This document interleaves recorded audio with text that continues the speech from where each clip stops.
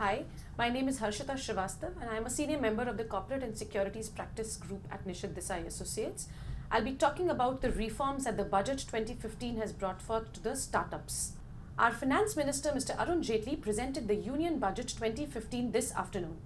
With the emergence of startups in the country in the recent years, the government is recognizing the role of small businesses in the growth of the Indian economy and the future of our country. Let's take a quick look at what the budget has in store for the startups. With an aim to encourage the spirit of entrepreneurship and support small businesses in the country, the Finance Minister has announced the setting up of a self-employment and talent utilization program. SETU is a techno-financial incubation program which will basically support all aspects of startup businesses and self-employment initiatives, particularly in the technology space. The Finance Minister has also announced setting aside a corpus of 1000 CR for the purpose.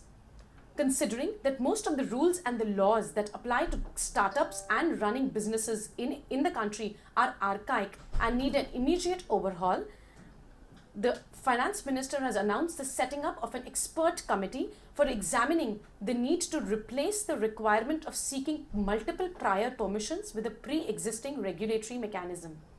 In order to facilitate the ease of doing business in India, an e-biz portal has been announced to be set up, which will basically integrate 14 different regulatory approvals at one source, such that the investors and the startups do not have to run from pillar to post to get the different regulatory permissions in place before they can actually run the business in the country. Reduction in royalty and related taxes from the existing 25% to 10% are also aimed at providing a boost to technology-related startups. The government has also proposed to provide the much-needed tax pass-through status to Category 1 and Category 2 alternate investment funds, such that the tax is levied on the investors of the funds and not the funds per se.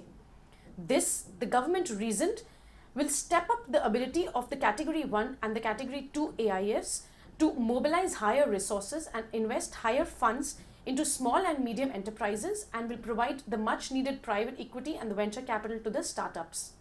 Another big reliefs for startups and for companies looking to do business in India is the reduction of the corporate tax rate from the existing 30% to 25%, though the Finance Minister has announced reducing it in a phased manner starting April 1, 2016.